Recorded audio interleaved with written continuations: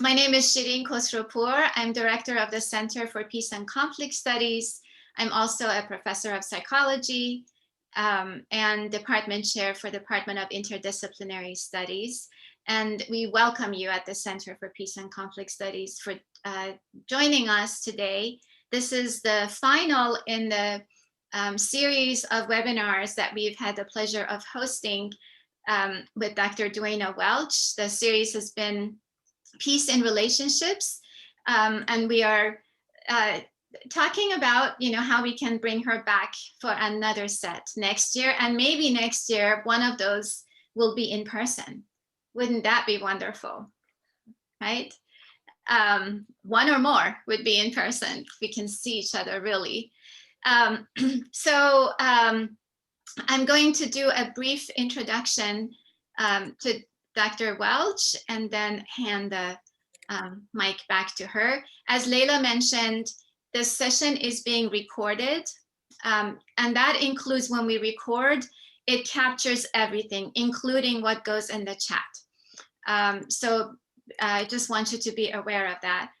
Another thing I want you to be aware of is that while we ask, that obviously we are all following the decorum of a public setting as we're talking about really intimate and personal things, I also wanted to remind us all that the information that's being shared here is not confidential, and that reports of sexual misconduct will be forwarded to the compliance office in accordance with state law reporting requirements. And that's something that we were asked to share with attendees of our sessions. So Dr. Duana Welch is the original Love Factually author and coach, and she's known for using social science to solve real life relationship issues. She has taught at several different universities in Florida, California, and Texas, including at Austin Community College, where she taught for a number of years. And that's where I had the pleasure of meeting her and getting to know her. Her work has been featured on National Public Radio, PBS, Psychology Today, and a bunch of other outlets, podcasts, and videos. If you look for her online, you can find previous recordings of her work, of her appearances. All of Duana's books rely on science rather than opinion to help people find and keep the right partner. Her Love Factually client practice is global, and she will communicate with folks virtually via Skype or other technologies. For more information and some lots of free content, actually, you can visit lovefactually.co. So welcome, Duana. I'm going to turn my mic off.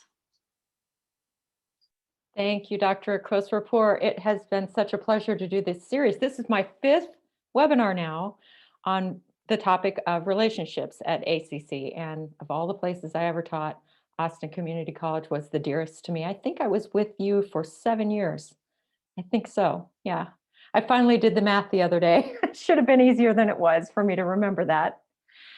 So I'm a little too excited to talk about grief today. And everybody who is here, I want to thank you so much for being here. It's exciting to me that you have shown up. There's no way to say yes to a healthy relationship without saying no to less healthy relationships. And unfortunately, sometimes the choice actually isn't even ours. We can lose somebody because they die. We can lose somebody because they break up with us. We can lose somebody because we break up with them. They could have an affair. Various things can happen and relationships end. And the truth is that finding love for a lifetime, when I talk about that, I really do hope that it is for your lifetime, but it's not going to be unless you're the first to die. Almost everyone is going to have to grieve the loss of a love. And so that is our topic today. You'll have much more peace in your life if you learn to think about this perhaps a little bit differently than you have before.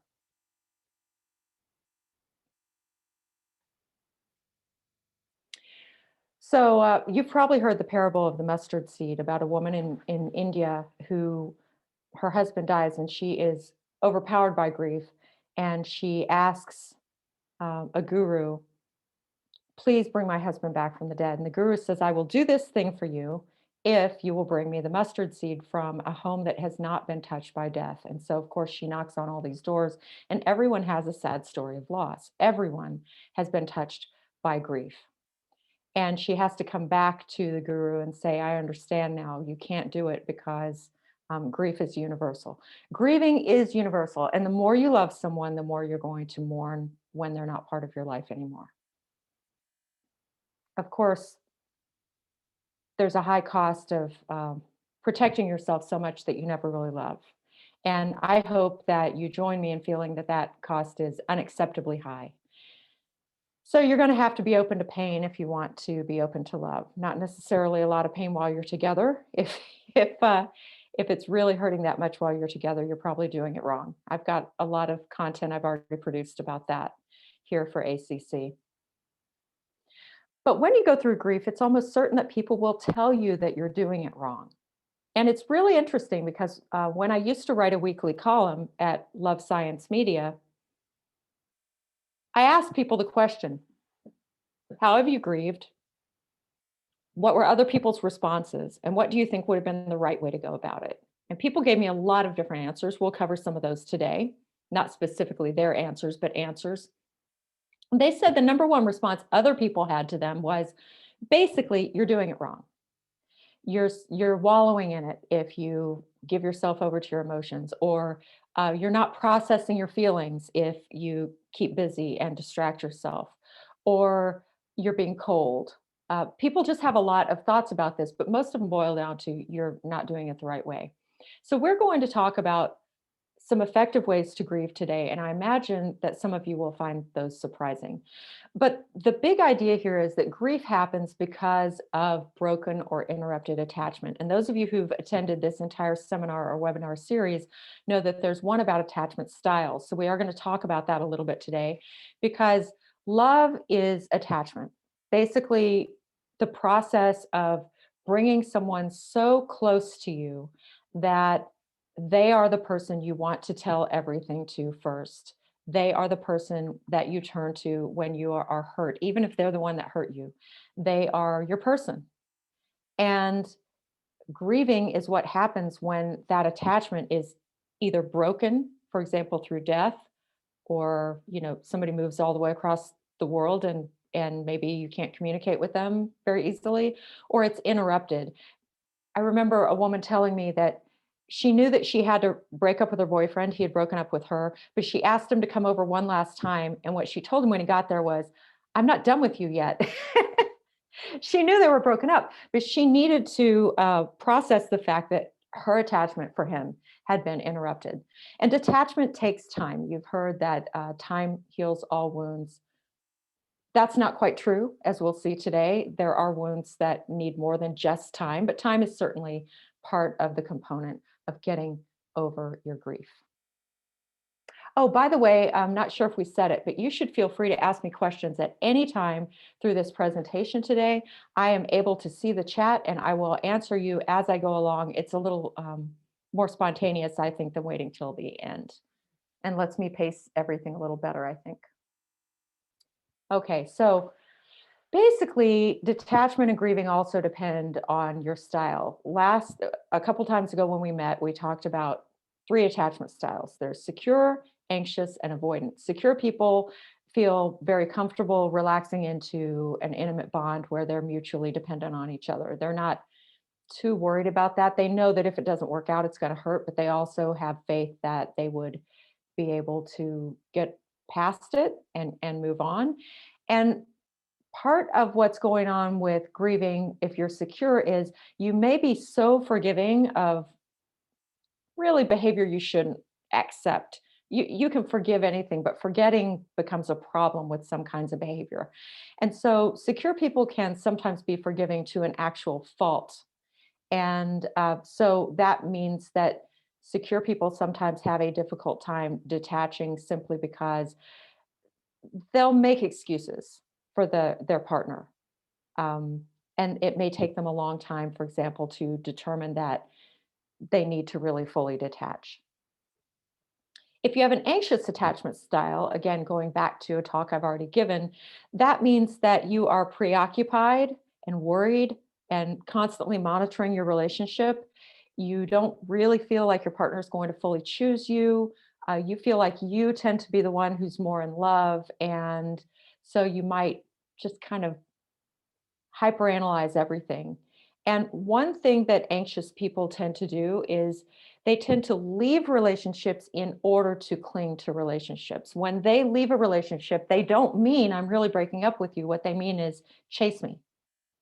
So anxious people tend to have the toughest time grieving because they have the toughest time detaching. They view detachment as another version of attachment. If this is you, when we get to the part about really truly letting the relationship go, I want you to listen extra hard to that part.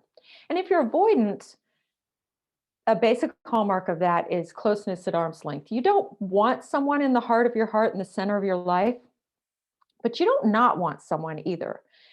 If you were an atom, you would want this partner of yours in the electron cloud, far enough away that you don't feel that they're going to rely on you too much or need too much, but at the same time, not so far that you don't know where they are. So for you, it may seem like you just bounce back, like you instantly forget about people that you have had fairly serious relationships with. And so it may seem to you that you are instantly detaching. You're bouncing back, but not really. There's just a lot of unprocessed stuff there.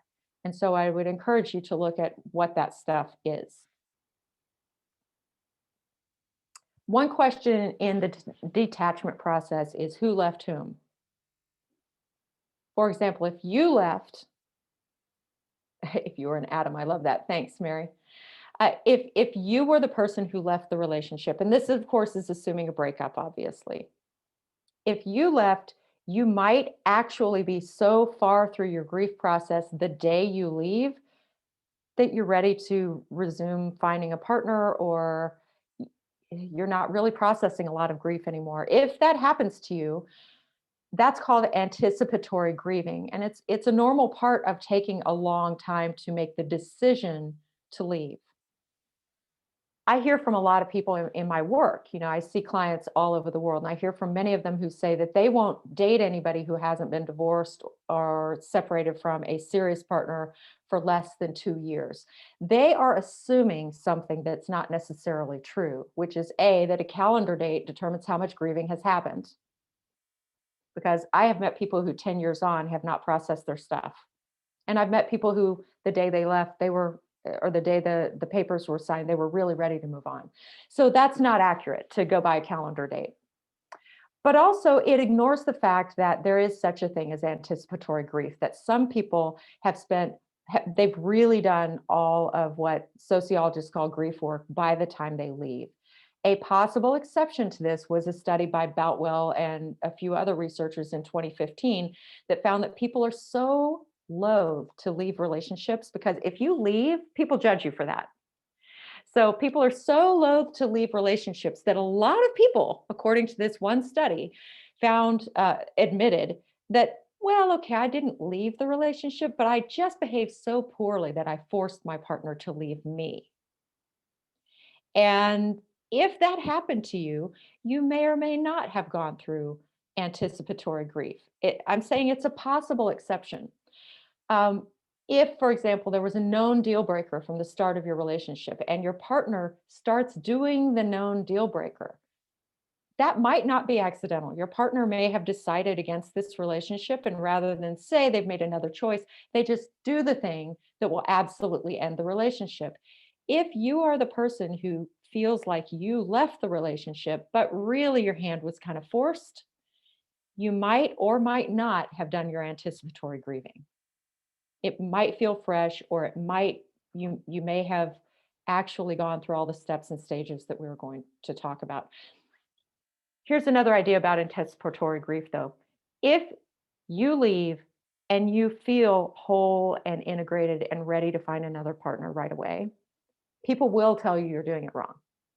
They might call you heartless. They might assume that you didn't really feel very much for this relationship. And that's because you did your grieving off camera. You weren't super public about it. And feel free to tell people that. Say, I did it. I processed everything I needed to. And this person got however many months or years they got, and they don't get any more. In other words, root yourself in your own confidence. You don't have to have other people's, hopefully. Okay, what about if they left? Again, I'm assuming that they left, not that they died. Although a lot of the processing with death that we're going to talk about in a minute, not right now, but in a minute, a lot of the processing is the same. However, if they actually abandoned you, there are ways to help yourself get over this. One of them is to make a list of everything you didn't like about them, everything that you didn't like about the relationship, everything you're getting back in your life because the relationship is over.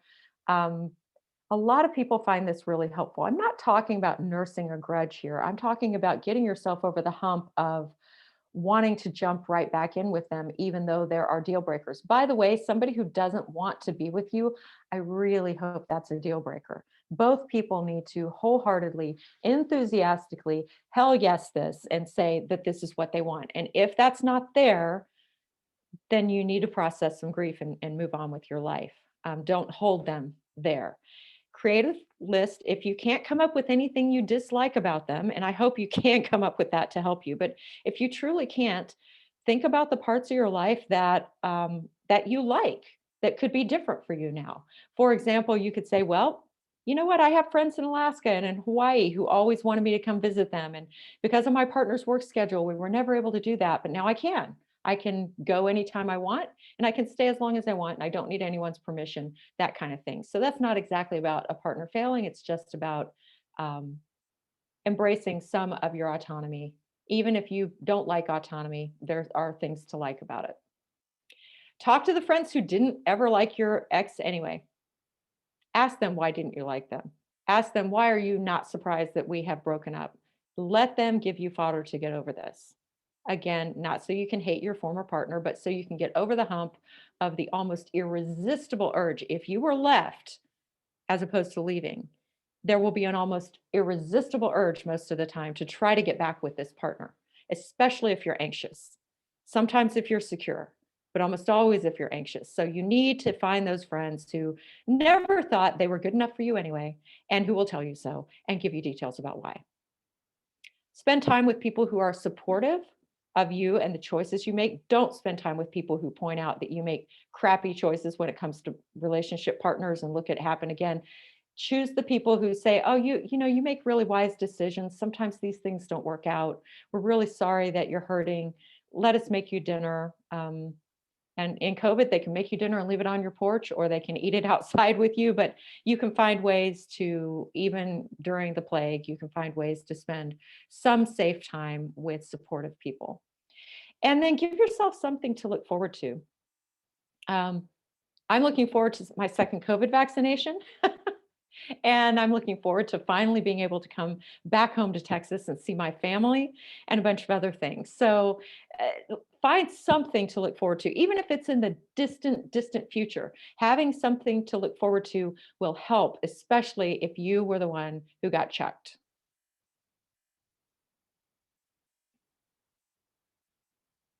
Okay, so what are some normal grief reactions? I want to emphasize that these are normative, meaning most people have at least some of these reactions at least some of the time. They are not normal in the sense that you are a freak if you don't have them. Okay, you don't have to have any of these reactions or have them in this order or any of that in order to be processing your grief exactly the way that you need to process it.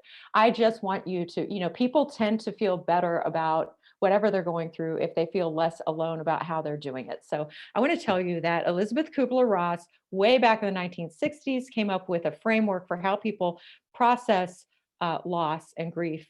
And specifically, she was looking at how people process loss and grief around their own impending death. These are people who have a terminal illness. They know that it's coming, and these are the reactions that they tended to have. And she, at the time, said this is a stage theory, meaning it happens in this order for most people most of the time. Since then, there have been scientists who've said, well, okay, it's not quite that cut and dried.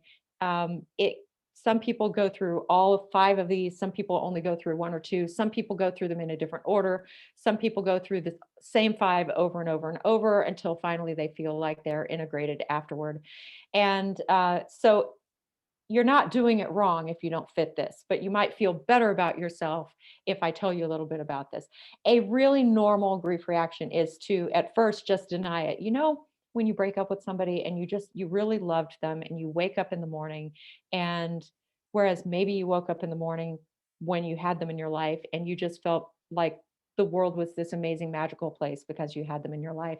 Now you wake up and you've got that second where you still have them, and then you wake all the way up and you don't. That second before you achieved consciousness was denial. But the more usual form of denial is to simply deny that a breakup has taken place. I've seen this often in my client practice where one person will say, we're broken up, and the other person will reach out to me and say, oh, look at us, we're just a couple of kids having an argument, ha ha ha, we'll meet you later this week. And one person has actually left that relationship. Please do not beat yourself up for feeling foolish about being in denial. You'll eventually get through this and see that the breakup had already happened. There was nothing you could have done. Um, but denial is there to cushion the impact of a loss that is profound. That's what it does for us. Is it just gives us that little space in the morning where we still have the person we're attached to, because we're still attached. You know, I'm attached to some dead people. Just because people are dead doesn't mean I can't still love them. So we have that space where we're cushioned from the impact. Anger, it's normal to be angry at a lot of people. You can be angry at your former partner, you can be angry at yourself, you can be angry at I've known people who were angry at the people who set them up on their first date. I've known people who were angry at God, people who were angry at their children for interfering, people who were angry at the job that made it where they couldn't see each other anymore. There's, I'm not trying to argue here that we're logical about grief. We're not, and that's okay. We don't have to be logical about this. Bargaining. Bargaining is what happens when we try to revise the past so that we can have this person. So if you lost this person because let's say that they took a job in another state and you saw each other on weekends, but during the week they were someplace else and they had an affair, and that's ultimately how you lost the relationship. Bargaining would, for example, look like revising history. So you said when your partner said, I'm going to take this job in another state, where you said, no, please don't do that, or where you said, I'm coming with you, or where the two of you got married, or some version of preventing the tipping point that tipped this person away from you. And that's very, again, is it logical? No, but grief isn't logical. It doesn't have to be. Your brain has, what's happened at a neurological level is that the longer you were with this person and the more deeply emotionally bonded you were with this person, the more dendritic and neural connections that your brain made that were devoted to thinking about and relating to this person that you're deeply attached to. And breaking those connections is painful. And I don't mean it's emotionally painful and that's different from physical pain. I mean that the exact same parts of the brain that are active when we are going through physical pain are active when we are going through grief. And in fact, there was one study that found that if you just take some Tylenol, which would dull physical pain, it also can dull some emotional pain. I don't want you to use that factoid to overuse Tylenol, by the way. I want to use that to let you know that your pain is real pain. When people say, oh, it's just emotional pain is a major reason that suicide happens. And it's a major reason that people self-harm. And it's a major reason for all kinds of terrible outcomes. So it's not just emotional pain, it's legitimate. Another normal reaction is depression. People become clinically depressed. There was a time when you would be refused a diagnosis of depression because they would say, well, there's a reason for your depression and therefore it's not clinical depression. More recently, the Diagnostic and Statistical Manual of Mental Disorders, which is the yay thick book that psychologists and psychiatrists and others in mental health treatment use to diagnose you. Um, More recently, the DSM has come around to acknowledging that if you're depressed, you're depressed. It may be because of grief, but it's still depression and you can still treat it. You don't have to necessarily. Um, it's kind of like if somebody broke their arm and we said, the reason your arm hurts terribly is because it's broken. And you said, well, yeah, you're going to do something about that. And they said, no, we need you to go through this pain so you can come through it on the other side. We're going to set that break and we're going to put it in a cast and we're going to give you some painkillers and that's going to be okay. You do not have to feel every nuance of the hell in order to legitimately move through your grief. You can have your depression, or as I like to call it, depression light. If you need some antidepressants or something like that to help you through, just make sure you do it in a legit way. Don't, self-medicate and that kind of thing. That's kicking the can down the road and making it worse for later. I've got a question or statement here. I experienced the loss of a loved one in the summer. I have no recollection of anything from that time period. Would that be considered a way that I dealt with my grief? Yes. So profound depression, and I'm very sorry for your loss. Profound depression can create long periods of forgetting. It can. And part of the reason for that is that working memory is kind of your active desktop when you're thinking. And there's a mathematical law to how much people can process at one time. And it's 7 plus or minus 2 chunks or bits of information at a time. I shouldn't say bits because that means something to programmers, but chunks of information. So for example, if I had you, and I used to do this when I taught intro psych at ACC, if I had you look at the letters that spell eat cake and I have you memorize them, but they're not in any particular order, that takes all 7 of your chunks of processing. But if I show you the words eat cake, now it just took 2. When you're depressed, what tends to happen is a lot of people don't encode memories very well, meaning the information doesn't really enter their working memory. And that's because their working memory is taken up with a profound sense of loss. It's also a reason why people don't tend to do their best, for example, in college when they're going through profound grief, because it's difficult to get information into the memory system. When a person tells me, I forgot that, I always wonder, because my PhD is actually in memory and aging.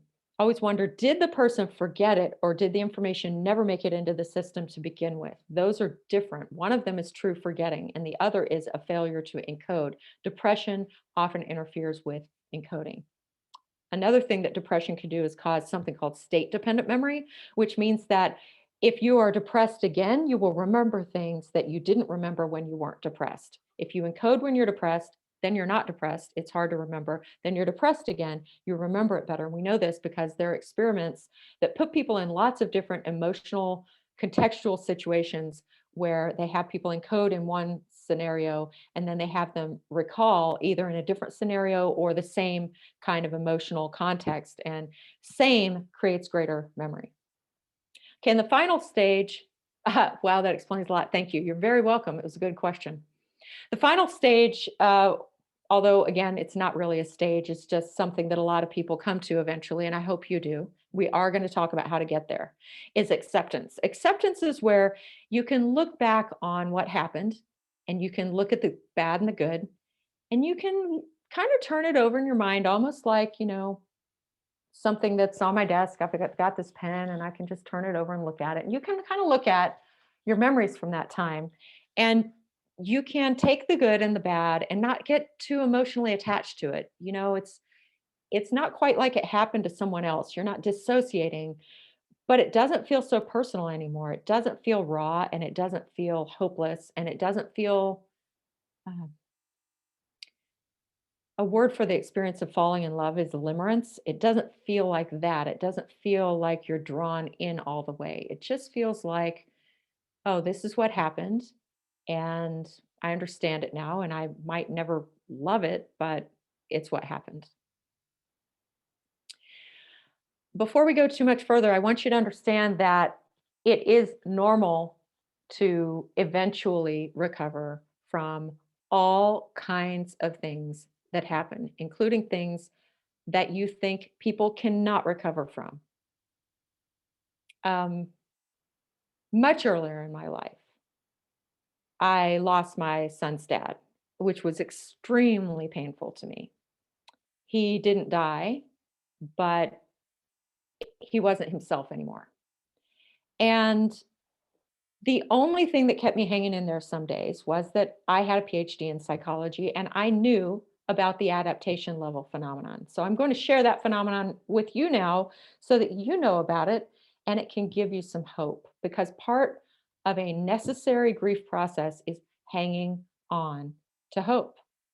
And hanging on to hope doesn't just mean saying to yourself, I hope things turn out. It means having a rootedness in persistence as well as in information, so that it's a realistic hope. It's not just false optimism. The adaptation level phenomenon is the tendency for human beings to notice change and then to rapidly establish the change as the new baseline. And it works both ways. In studies that looked at people who had just won the lottery and compared the happiness levels of people who had just won the lottery to people who had not just won the lottery, they found initially that people who were lottery winners were substantially happier than people who weren't. But a year later, when they gave the same quizzes and questionnaires to the lottery winners and compared that to base rate data for the population, lottery winners were no longer differentiated as a group from the general population as a group. So here's the bad news about adaptation. The bad news is that highs tend not to last. I mean, we know this chemically, right? That's why people have a condition called tolerance.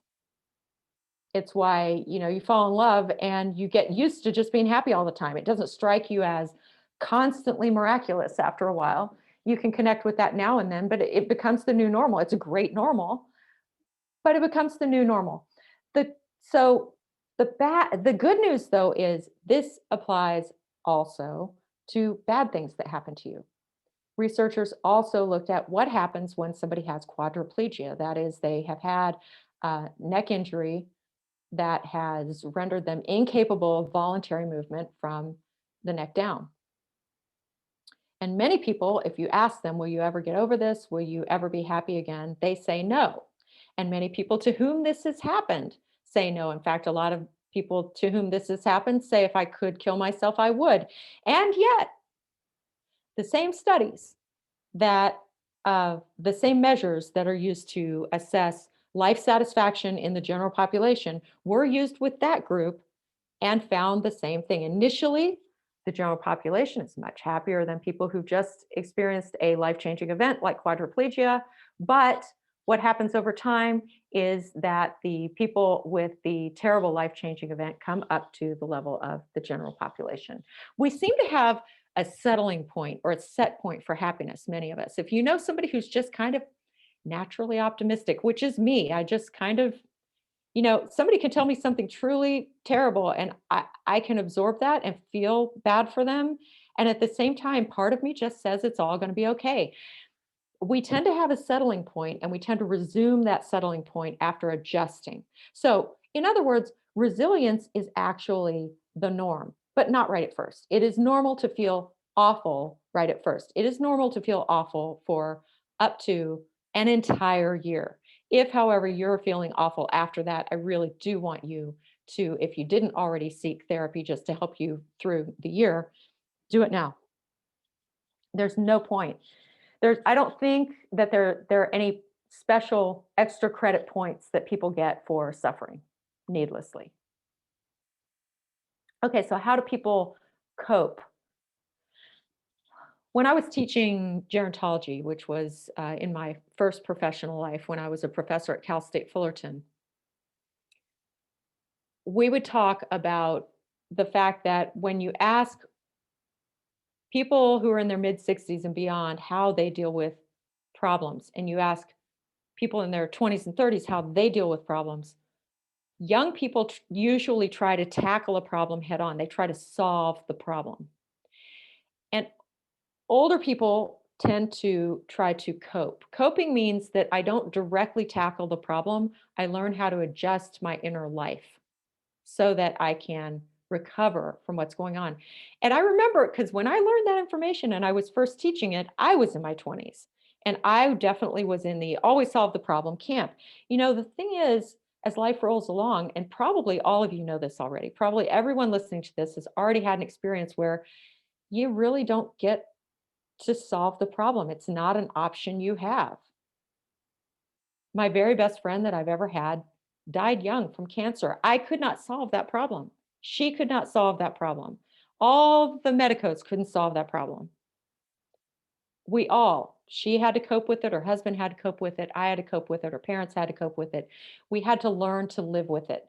There's healthy coping and non-healthy coping. So first, I'm going to tell you something really difficult. I am going to ask you, as a way of healthy coping, to quit your ex cold turkey. Do not have any more contact with your ex than is absolutely necessary. Do not accidentally on purpose go through their part of town. Do not send them a text because you saw something that you thought that they needed to share with you. Do not try to get your friends to talk more about your ex. Grieving is detaching. Detach. Don't sustain the process of pain. Don't extend the pain longer than it has to last. I do, however, understand why people return to the scene of the crime, including having sex with their ex. And that's because your dealer just left town. When you fall in love with someone, you get jacked on amphetamines. Actually, there's serotonin, dopamine, epinephrine, um, oxytocin, probably a few others that I'm leaving out right now. And so you really get high. Like love probably co-evolved with drugs, but if one of them came first, it might have been love. And you have receptors in your dendrites in your brain that are shaped. There's a lock and key mechanism, and they have to fit. And so what happens is your brain is perfectly adapted to fall in love. Despite medieval philosophers or philosophers of the medieval world who said, oh, English knights and ladies invented romantic love. That is not true. And it's easy to disprove it. I'm not going to spend a lot of time disproving it now. But for example, you could go to a 7,000-year-old book called Song of Solomon and instantly disprove this. Or you could look at research all over the world and instantly disprove this. Love has always existed. And one of the ways that it operates is you have receptors that are shaped to a particular chemical and they bond just like this. Well, those are drugs. It's actually why drugs work. They match the dendritic shape well enough, maybe not quite perfectly, but well enough that you get a similar impact from drugs. When you break up with someone, especially if you didn't have anticipatory grief, and so maybe they just left you cold, you had no idea anything was wrong, and the rug is just yanked out from under you. Your drug dealer just left town. You are jonesing for some more of something that you can no longer have. And it's going to be therefore excessively tempting for you to have what Susan Page, I love this term coined by Susan Page. You're going to have a BTN, better than nothing, except it's not better than nothing because it draws out the pain. What if we told people who were addicted to heroin, you know what, you don't really need to go through withdrawal. We're going to give you a little bit of heroin every few days. You know what's going to happen? You're going to remain perpetually hooked. So it's like substance use and it's like substance abuse in the sense that you are going and getting some more of your stuff if you have contact with the ex, especially sexual contact. Many people have admitted to me and admitted to other scientists that when they say they're just going to be friends with their ex, they are usually open to more than just friendship with the ex. They're kind of hoping that they'll get back together or at least have sex. And usually there's one person, the person who was ready to leave, for whom that works out just fine. And the other person, the person who was not done with this yet, who remains hooked. Don't stay hooked. I've also put down here how people cope, pitfalls, substance use and abuse, because a lot of people cope by numbing out with substance use and abuse. I would like to give you an alternative. Learn to meditate. I know that sounds really lame. I'd like you to understand that the American scientists who eventually set out to discover that meditation is woo-woo, hippie nonsense that doesn't really do anything, that person brought Buddhist monks from Tibet here, or brought them to Harvard in order to study them, and found that there are all kinds of physical and, of course, mental changes are still physical changes, but mental changes that happen that are positive as a result of meditation. Basically, the time that you're meditating is time that you get a break from your despair. But instead of numbing out, you're actually enhancing your ability to cope. When you abuse and use substances during a breakup, you're kicking the can down the road, making it harder for you to recover later. And you may be developing a problem that will make it difficult for you to engage in a healthy future relationship. Patricia Dungan says there's a meditation series on Netflix, Headspace, Guide to Meditation. I started it this week. Yeah, there are so many different places that you can learn to meditate for free. I have an app on my phone. I'm a very lazy meditator. Every now and then I do it. Um, Honestly, if I decided I was going to sit down and do that for 10 minutes a day, I would never do it. But because I often just tell myself, I'll just do 1 minute, and then it turns into a lot longer. Whatever you have to do to occasionally um, return to a state of complete relaxation and calm, that's very good for your coping with everything in life. It's very good for becoming more secure, actually, in your attachment style. And actually, I'm hypothesizing that it creates a brain state that would enable that. I'm sure of that part of it, and it creates a way for you to distance yourself from your grief in a healthy fashion. Yeah, Sarah Bowman says it's learning how to source within the self for nourishment. Yes, it is self-soothing in a way. And I don't want to go too far with the self-soothing thing in the sense that um, sometimes people overly protect themselves. I'm not saying you're doing that, people who are sending these comments, but sometimes people, they cope by basically shutting themselves off to love. They tell themselves that they are all they need, that they have a good enough relationship with themselves, that they don't need to find anybody else, that they're too busy for love. When people say that to me, I say, you know what? Barack Obama was pretty busy, still found love. Somehow, the presidents still made time to have partners. So I just don't buy it, and I don't want you to either. And we will get to why in a minute, why I'm such an avid proponent for finding a relationship. We'll get to that momentarily. But I want to emphasize right now that when you choose against relationships in order to protect the self, people often think that they are choosing something that is risk-free, but there is risk to any decision that you make. There is risk to choosing love, and there is risk to shutting yourself off from love. And by risk, I don't just mean that you risk losing the joy of a partnership and the joy of sex that is really connected, and the joy of somebody who has your back, and the joy of someone who wants to take care of you and be taken care of by you, which to me is a completely unacceptable risk to take. And I hope it will be to you when we finish this talk today. I don't want you to risk that. But I also mean real life protecting risks. Men who are single for absolutely any reason at absolutely every age are 6 times likelier to die from absolutely every source than men who are married. Not choosing love is physically risky for men. It is physically risky for women in a slightly different way. Both sexes have higher suicide rates. Men 3 to 6 times greater than women at every point in the lifespan, and especially if they're single. But women tend to run the risk of abject poverty. There's only one group of women that is not routinely subjected to possible poverty as a result of remaining unpartnered.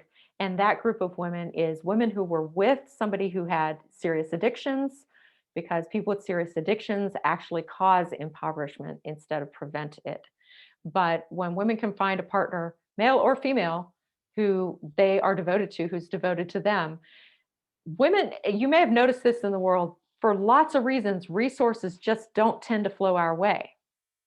And especially when we're all by ourselves, when we're with someone, it actually provides a way for a lot of women to succeed. For example, when I was married, I was able to take risks with my career that I would not have taken if I had been by myself, because the financial risk would have been too great for me to take that risk.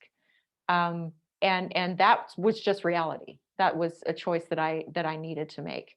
So so there's risk either way, because I did marry when I was a single parent.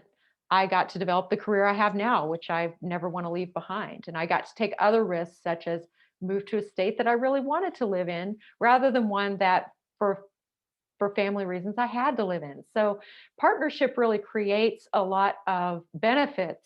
And so when people overly protect the self, they're walling themselves off from those benefits, and they're taking some genuine risks. Okay, so let's talk about healthy tactics. I'd like to take a moment in the chat to ask how you think people move on. What do you think are the healthiest things that people do? I've given you some of them already, but what do you think? I want to emphasize what I mean when I say move on. What I mean by moving on is there's research that asks people to basically take a questionnaire that showed whether they felt fully reintegrated in their lives, meaning they felt like their lives were completely put together. They felt a sense of deep rootedness and deep happiness, not just momentary happiness, but just like they were where they belonged in the world. They felt meaning and satisfaction with their lives, and they felt fully integrated and whole as human beings after a substantial loss, in this case, divorce.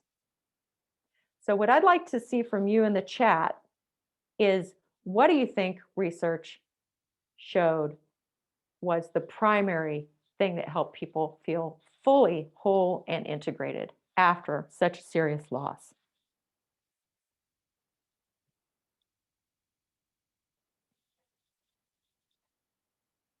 So one person says a rebound, connecting with others, revising relationship with yourself again, exercising, caring for your health, get a new hobby or activity you enjoy, therapy, a sense of purpose, progressing in life, having a sense of belonging and independence. Those are all really good answers, and none of them is the answer. Moving on, after fully taking time for themselves, taking care of themselves, finding who they are, etc., after a significant loss. I did this after I lost my prior husband to death. I'm very sorry for your loss, Catherine. And yet, that's not what research says is the factor. Taking some time by themselves to reflect on what happened. Nope. The answer also, somebody says that the answer that they don't recover. There are people who don't. Mavis Hetherington, Dr. Hetherington did a 20-year longitudinal study that looked at couples from the time they divorced and looked at how their emotional trajectory went for the whole 20 years. And the study was brilliant because she didn't know what integration would look like when she started out. She didn't know. And she didn't just give them questionnaires. She would have people observed in their homes. She would have extensive videotaped interviews with not just the people that had divorced, but with everyone in their lives that was intimately involved with them. So their children, for example, got interviewed every year for 20 years. Any new partners that they got interviewed every year for 20 years, all of it. Somebody says find meaning in the loss. Somebody says ignore what happened, but then this could come up later on in their life. So one person out of all of you has guessed it. Andrea, you guessed it. Finding another person? Yes. The only thing that made people feel that they were integrated and whole and just deeply happy with where they were in the world and that they were where they belonged. The only thing, even given everything I've told you so far, the only thing was getting into a new healthy relationship. That was it. This is why in my own recent divorce, I made sure that I did my processing. I did the things I needed to do to be ready to move on, because nobody knows how much time they have on this planet. And I want to be integrated and whole and healthy and happy. And I want that for everybody else too. And I knew, because of the nature of my job, I knew the science behind this. And I knew that. Now, Hetherington isn't saying just, get a side piece somewhere. She's not saying find a bunch of people to have sex with. She is saying find a healthy new relationship. Look at what health is, get into a healthy relationship and stay there. Somebody says, so is that really coping or is it something else? Adapting, thriving? I mean, her view was that it was fully integrating. So I would say it's something beyond mere coping. So you're probably right about that. This is moving from merely living with a loss to actually thriving after a loss. Somebody else says, what kind of relationships apply to finding a new person?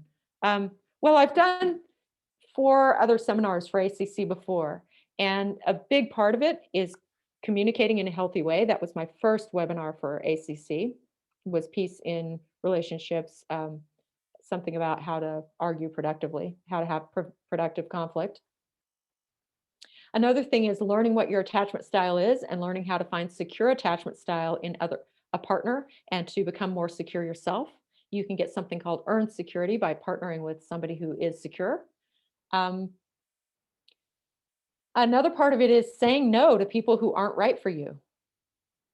So if you get really good at knowing exactly what you must have in order to be happy with a partner, and that takes usually some life experience, but it takes also a lot of self-knowledge and honesty with yourself. Not even necessarily with these other people, with you. What do you have to have? I have a list on my desk. It is here all the time.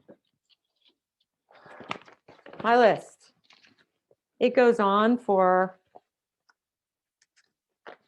1, 2, 3, 4, 5.25 pages of what I personally seek in a partnership. Now, not all of those are must-haves.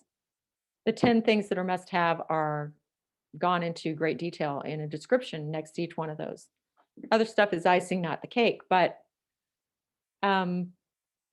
you need to know what you have to have, and you need to adhere to it stridently, and you need to not get involved with people who don't have what you want. If you're questioning, how do I know if they have what I want if I'm not deeply involved with them? You ask the hard questions first. Do not get into a mini marriage where you have sex with the person, fall madly in love with them, and then wonder if they fit your life. Do it the other way around. Find out the difficult stuff first, and then you can fall madly in love and have sex all you want, and it's likely to work out.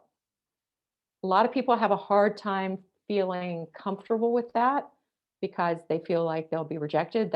I'm looking at all the people who are anxious attachers out there. They feel like, oh, but nobody will like me if they know what I want. The people who don't want what you want will not like you. You're accurate about that, but you don't want them either. You can afford to be completely honest about what you want right from the very start. And I always get asked at some point in some context whether I follow my own advice. And the answer is yes, I follow my own advice because this is what works. The other stuff just is denial with a different name. Letting yourself fall madly, wildly in love with somebody that you don't know enough about is denial with a different name. You could get very, very fortunate And it could be that this just happens to work out, but a lot of times it doesn't. It's problematic that there are so many sexy, hot people in the world that actually aren't a good match for you. So make sure that that's not what you're leading with. Lead with heart. Find out if they have the emotional qualifications that you require, because ultimately, when people stay together, it's for emotional reasons. And so hopefully when you get involved with somebody, it will be because I know emotional reasons sounds like an oxymoron, but I want you to use reason in finding out if they have what you need emotionally. So self-educating, in other words, is a really big way to do this. Okay. Um, what if you get involved with this new person and it doesn't work out? First of all, if you search with strategy, the kind of strategy that I was just laying out for you, know what you have to have. Be diligent and vigilant in seeing whether new partners have the capacity to give that to you, and find out over a period of time. And you know what? If you're sussing people out the way that I teach people to do this in my books, plural, this is not going to take long. When I say search with strategy and you look at whether they can give you what you need and then whether they want to, it doesn't take long to see both the ability and the motivation. But you've got to stop making excuses for people. So if you need a particular thing and this partner shows you the absence of that thing, don't say, oh, they had a hard day, or they're too busy, or, well, X event just happened in their life. People who are ready for love make plans, and everyone else makes excuses. Do not accept excuses. Don't accept it from yourself. Do not accept it from them either. You don't need to be mean about it at all. Just stop seeing them. You can't be with the right person unless you're willing to say no to all the wrong people. There's not just one right person for you in the world. So if you lose again, if something happens and you lose again, you can renew your search. One of the most heartbreaking love stories that I ever heard was that of Beatrix Potter. Do you all of you know who she was? Does everybody know Beatrix Potter wrote the Peter Rabbit books? Did you all know those books when you were children? She fell in love with her publisher, and right about the time the two of them, they had worked together. She lived a very sheltered Victorian life, and right about the time the two of them figured out that they loved each other, and her publisher realized that he wanted to propose to her, he sent a letter to her asking for her to marry him. And she was so happy, and she was penning her response to say yes when she got a telegram saying that he had died. She barely got started with the person that was her person, and she lost him. Now, this was in Victorian England. She was still living with her family. She was required to do so, even though she had scads of money by then. Um, she did emancipate herself. She moved to the Midlands in England, and she bought up lots and lots and lots of land with her fortune, and she protected and preserved that land for future generations of uh, she protected the English countryside in the place that she loved. But she never found love again, and she didn't look. If I had been alive back then and I had the motivation and the ability to do what I do right now, I would have said, Miss Potter, you're much too wonderful a person to be wasted on never loving again. I know you loved him, but you need to find another person because there's not just one. So search with strategy. Remember resilience. Remember that you can do this. To move on, move on. Leave behind the relationships that didn't work, that aren't an option, that ended. Process your grief and move on. Don't move on by staying stuck. Don't move on by wallowing in the past. Allow yourself a few months of wallowing and then move on. Feelings follow actions. We all know that actions follow feelings. That, I didn't feel like getting up, so I didn't get up, for example. That's my action following my feeling. I wanted to stay in bed, so I stayed in bed. But experiments show it's equally probable that actions that feelings follow actions. I almost never actually just feel like springing up out of bed, but I do it every day. And as soon as I've done it, I feel like being up.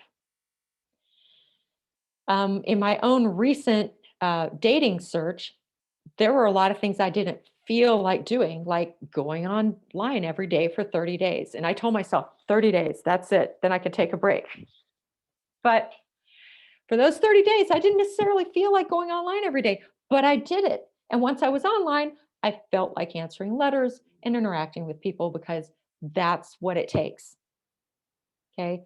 Hope is not just an emotion, it is an emotion that is based on taking positive action toward what you want and toward what you need. There is great power in persistence. The number one dating advice that I will ever give to anyone is something so simple that you don't need a book to unlock its value. And that is never give up. To quote Winston Churchill, never give up. Never, never, never, never give up. Hang in there.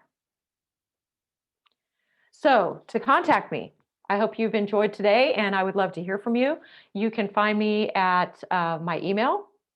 You can visit me at lovesciencemedia.com. You can see lots of podcasts and you can do searches for certain keywords. You can see every podcast I've ever done. You can get sample content of all my books. The one that probably most people today who are here today would like to read is Love Factually: 10 Proven Steps for My Wish to I Do. If you go to lovefactually.co, it's got the cover and it's got a link to where you can get free content and a link to where you can buy it if you want to. And then Love Factually for Single Parents and Those Dating Them, which actually has got almost everything in it, could be used for absolutely anyone. It's really not just for single parents and those dating them. And then I've got a series of short books if you want to access those. So you can find me a lot of places and I hope you will. And I thank you for your kind attention today. Thank you so much, Dwayna. I think we have about 9 more minutes left in our time. So if people want to, virtually raise a hand, we can call on you. If you want to ask more questions through chat, that works too. Thanks to everybody who's expressing appreciation. I appreciate that you were here. Do I ever deal with things like family relationships? Yes, absolutely. I do have clients who hire me to help them with their family relationships. You'd mentioned abusers that drink will purposefully drink to abuse. Yeah, that was in my most recent webinar before this. Do any of your books address this? Yes, Love Factually for Single Parents and Those Dating Them addresses that. I also encourage you to read an older book by Neil Jacobson and John Gottman called When Men Batter Women.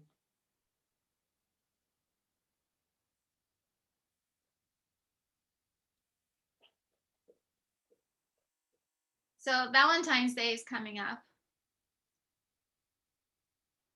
Does anybody want to talk about Valentine's Day? Maybe their plans, questions? Do you have anything to say about Valentine's Day, Dwayna?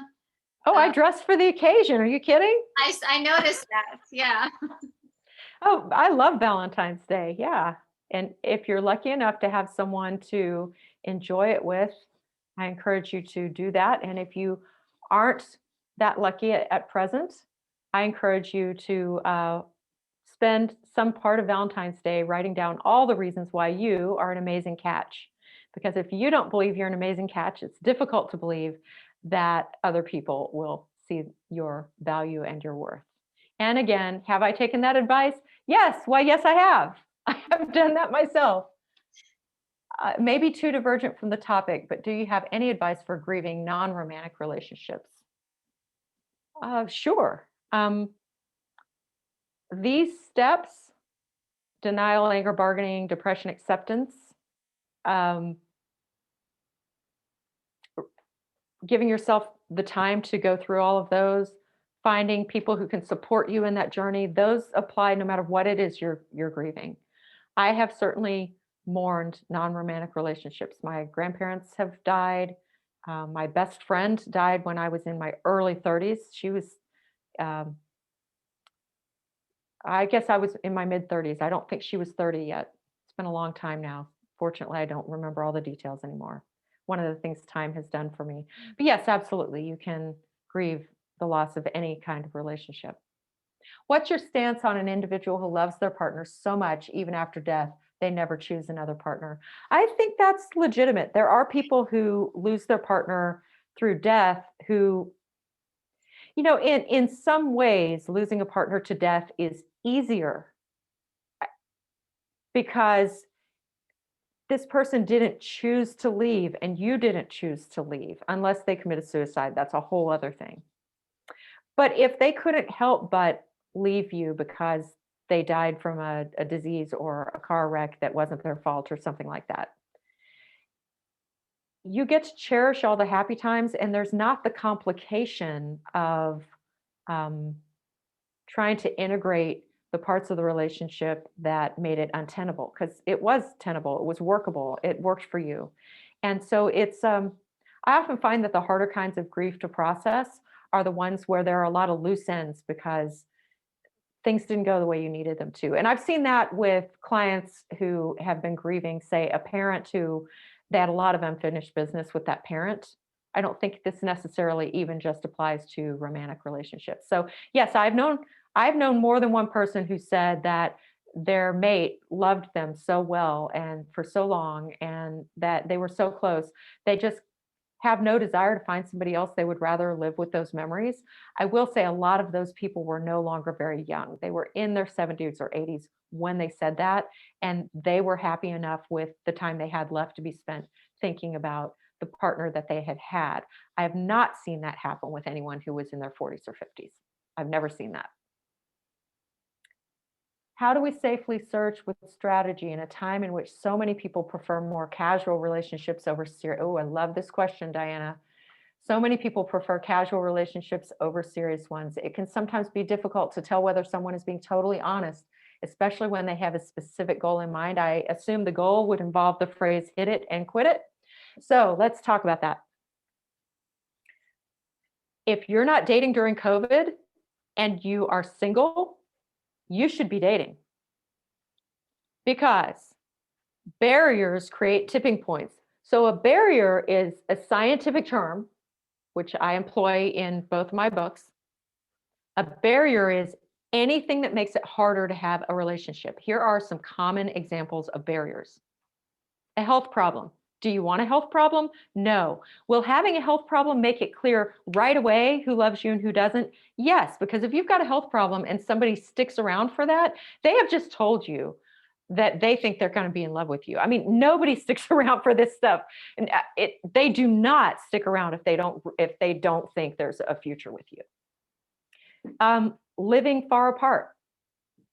If when the relationship begins, you're far apart and this person makes a lot of effort to see you, making that effort is a barrier. It tips people out who aren't really that interested, and it tips people in really hard who are interested. Because what happens is when they get home after having made all that effort to see you, they miss you or they don't. If you lived right next door, the relationship could have gone on for years without any kind of tipping point, but you don't. Most people would not choose an illness. They would not choose a long distance relationship. They would not choose military deployment. They would not choose to need to date while they have young children. And yet all of those things are a blessing rather than a curse because they tip out people who don't really want you and never would have, and they tip people in really hard who do want you. Those people get clear super fast in a way that they ordinarily would not. So barriers are a good thing. And I want you to think about them that way. And of course, you can turn them into a bad thing. If you have little kids and you insist that your partner spend lots and lots of time with them right away, that's not a barrier. That's shoving your kids down their throat. The barrier is, I can't see you when my kids are home. And that's the barrier. Because guy who's or woman who isn't serious, they won't overcome that. They won't leap past that barrier and wait for you. Barriers create clarity. They also create motivation because if somebody's inclined to love you, they fall faster and harder. And if they're inclined not to love you, they figure that out really quickly too. COVID is a barrier. Duana, this reminds me of something you said in the attachment webinar, and I encourage people who are interested in your response to this question to view the recording of that, because if I remember correctly, in that webinar, you said that insecurely attached or anxiously attached individuals go all in really at the beginning, and then that kind of wanes or just goes away really quickly. Half of that, yes, half of that. So anxiously attached people tend to attach super, super fast and it doesn't go away. They get attached and they stay attached. The problem is that they often scare partners away because they don't. There's a writer I know who says love is a choice. She's a cousin of mine, actually. She doesn't write about relationship science or anything. She and I just talk about writing sometimes. And she says one of the things that she said to me that's profound is love is a choice. And I asked what she meant by that. And she said, falling in love, it feels like you don't have any option about it. But really, for most people, most of the time, they can slow their roll if they want to. And that is true, especially if you are a secure attacher. Once you've seen that this person is safe, you can go crazy and just fall head over heels if you want to. But anxious people don't do that. They jump in as if this was a going concern right from the start. Okay, so watch out for that. If you're anxious, don't do the mini marriage thing. You've still got to ask the hard questions up front, even if there's a barrier. But back to the COVID thing. Oh, you made me feel better about my long distance relationship. Good. I'm glad you feel better about that. Does this translate to a relationship that is changed by a stroke or a heart attack? Yes. Having a severe physical transition of any kind makes it clear whether people really want each other, choose each other, love each other. I mean, I don't want those bad things to happen to anybody, but it makes people real clear. COVID, I have been dating my very own self. I actually gasped at your first sentence. Thank you. I was trying to search strategically soon. Good. I don't know what sentence that was, but I'm very happy I said it, I guess. What I've been dating my very own self, and here's how that went. I met a whole bunch of people that I never really met who wrote to me online. I think I met 15 of them by phone. I met 4 of them for a socially distanced first date. There was only one person that I wanted to see again, and I did.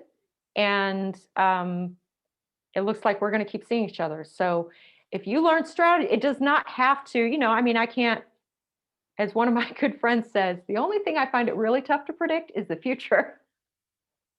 So, I'm not saying that I can predict what's going to happen, but I am saying you can be strategic about this and use COVID to your advantage to tip out players and tip in stayers. You'll find out who's serious because non-serious people aren't doing we have to have an hour-long phone call first before we can see each other, or maybe a bunch of them. They're not doing that.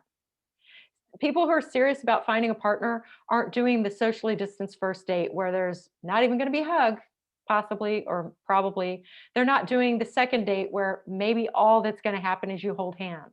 They're not doing it. They're not doing the keeping masks on thing for 2 weeks or the social isolating / quarantining for 2 weeks so you can maybe see each other without a mask. Players are never doing any of this. And I don't care if it's a woman we're talking about, a man we're talking about, they won't do it. So COVID is, in this one tiny little part of your life, your friend. Okay, since we're talking about relationships, what do you think about relationships that have a big age difference? So the research shows that your odds of staying together for a lifetime are helped quite a bit by having that age difference be no larger than 9 years, one way or the other. And that seems to have a lot to do with your cohort, your generation, whether you like the same music and the same movies and you understand each other's cultural references and you grew up in the same general time period in your country. And I can tell you this for sure. If you have kindness, respect, secure attachment, and you're highly similar to each other, it's just, and on top of that, you actually are physically, you want each other, it's just really difficult to screw that up. That relationship is really got super high odds of success. So if you've got all that, and part of what helps you be similar is having an age difference that's not too wildly far off, but your mileage may vary. Would you agree with the saying, without suffering, you have no meaning? If so, can I hear your say on that? Interesting.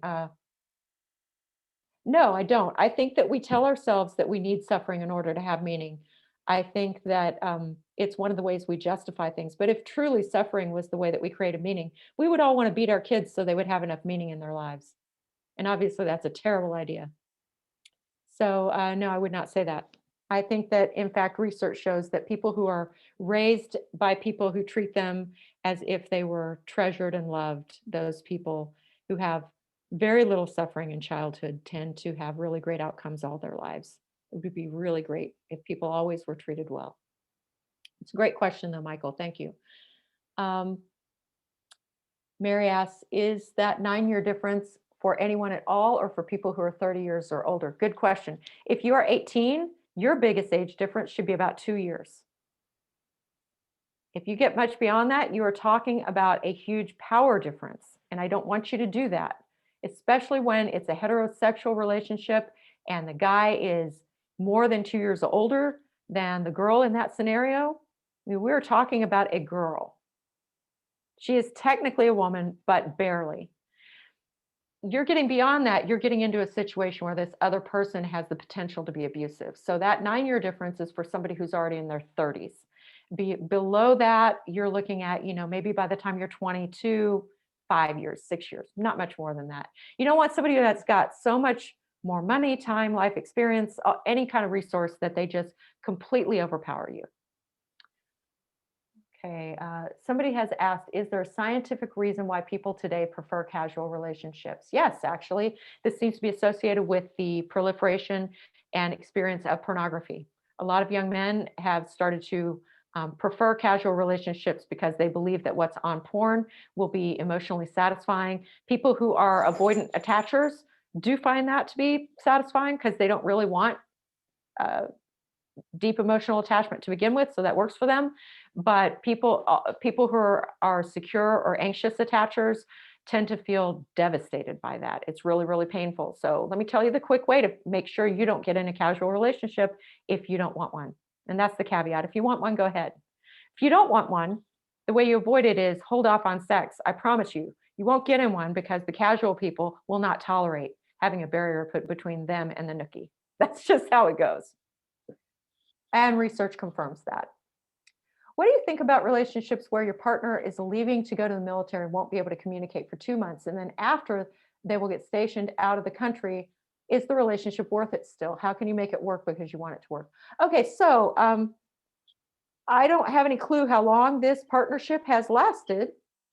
If you've just met somebody and they want to wait for them to even hear from them for 2 months, that's probably a huge ask on such a slender attachment. You probably don't know each other well enough to make that worthwhile. So I would encourage you to say, sure, we can talk after 2 months, and I will be seeing people in the meantime. If it works, it works. If, on the other hand, we're talking, you're both madly in love with each other, that's going to be really difficult not to talk for 2 months. I would recommend that you both keep a journal where you write a daily letter to the other person, which you will then send when the two of you are able to send it again, so that you maintain an emotional connection during those 2 months. Relationships require maintenance. And the reason people fall passionately in love, as far as science can tell, is that it's the motivational part of it, gives you your motivation.